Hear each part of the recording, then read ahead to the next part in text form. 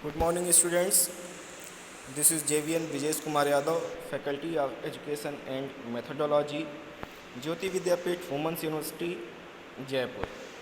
Students, I have prepared this lecture for BSc BA ZBC first semester.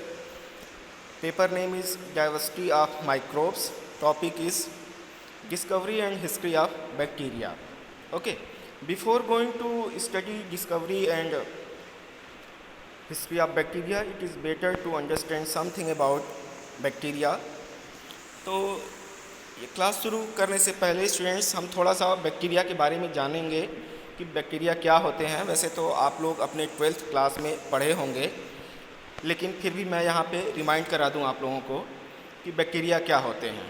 Okay, so let's start. Bacteria are single celled organisms. Okay, please keep in your mind that bacteria are unicellular. Okay, they are very small.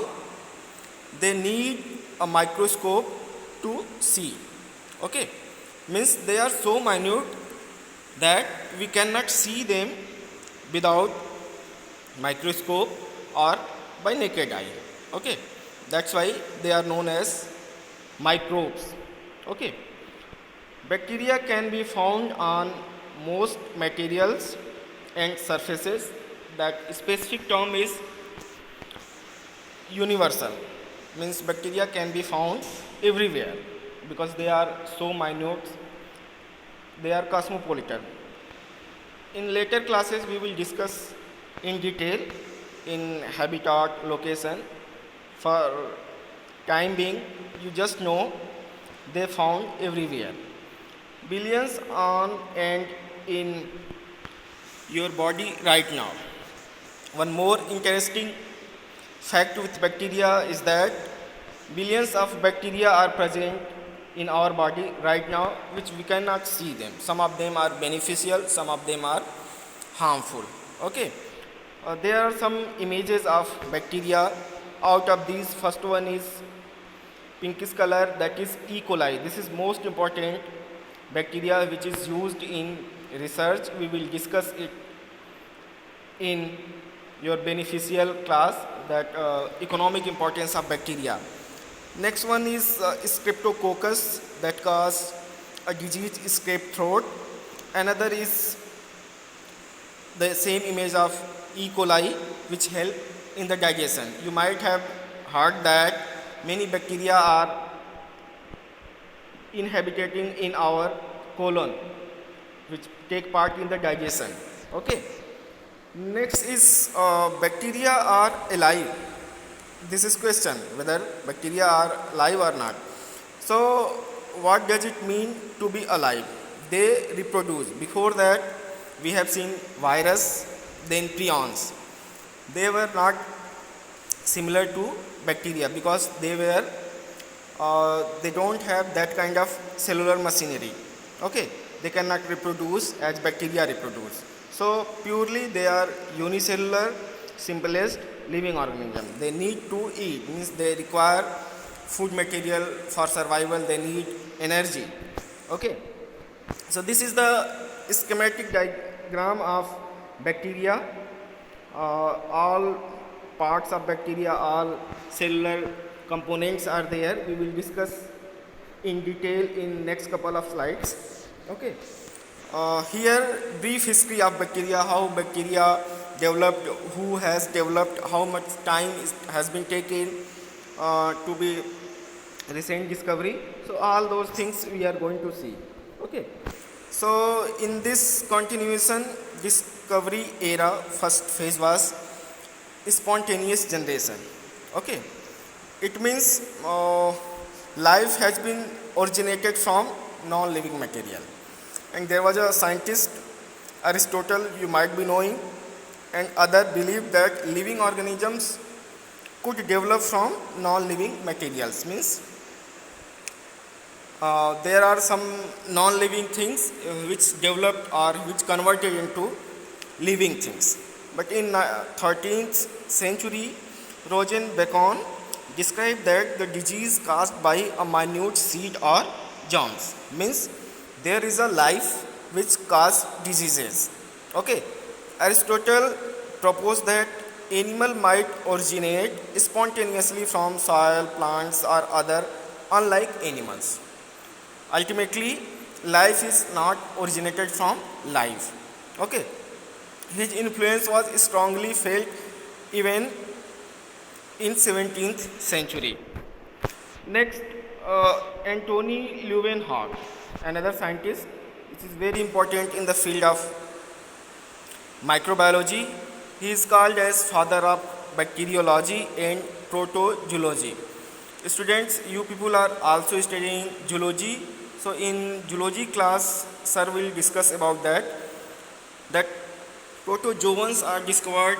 That name has been given by Antony van Leeuwenhoek. He has given the name animalcules. He has also contributed in the development of microscope. He has developed first time crude microscope. With the help of that, he has seen some of the animals and he has given the name animalcules. Okay, so being a bacteria students, you people are studying bacteria, so you must remember some of the scientists who has developed which principle, theory or instruments. So Antony van Leeuwenhoek is known as father of bacteriology. Okay. Next scientist is Francisco Redi. According to him, there is no such thing as spontaneous generation. Means life has been originated from life. That's true. Okay, but before him, that was the situation, spontaneous generation. Okay, he has addressed that maggot appeared on the meat after flies have landed. Actually, he has conducted an experiment for the proving that life has been originated from life. So the conclusion of that experiment was that uh, maggot appeared on the meat after flies have landed over it. I will discuss it in detail. Next is germ theory of disease proponents. Francisco Redi, who was Italian physician, he had challenged spontaneous generation and tested decaying meat's ability to produce maggot, how this new maggot has been developed, originated.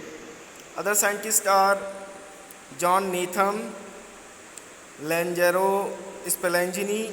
Students, you must remember these scientists' name because in competitive exams I can also ask or in your competitive exams such type of questions are being asked. Okay, so don't ignore them. Uh, in continuation of that, another scientist is Louis Pasteur. He is the field of medicine, chemistry, physics, bacteriology, immunology, but he is considered as greatest biologist of all time. He has contributed more to the saving of human lives than other mans. He has given germ theory of diseases, law of biogenesis, pasteurization of foods, developed vaccines for rabies, diphtheria, anthrax, opposed Darwinism. Okay. He has constructed a swan neck flask. He has conducted one experiment. He is considered as the father of microbiology. And he has proved biogenesis and disproved a spontaneous generation. So many contribution he has given. So you must remember his name and what is the contribution. Okay. Next is Lord Joseph Lister. He is also a scientist of microbiology who has also contributed in the development of microbiology, bacteriology. He is considered as the father of antiseptic surgery. Wound infections were due to microorganisms. He has proved, demonstrated. He has used carbolic acid to destroy microorganisms. Okay, so these are the contribution of the scientist and you must remember. Next is Robert Koch. This name you must remember. I strongly recommend that he is the father of bacteriology. He has developed many techniques, among them staining techniques. He has discovered anthrax, bacillus, tuberculosis, and cholera disease. He has coach postulates. According to that, any microorganisms are there, it can cause disease, and this microorganism can be isolated from diseased organisms, and this pathogen or microorganisms can be cultured into the aseptic condition in lab.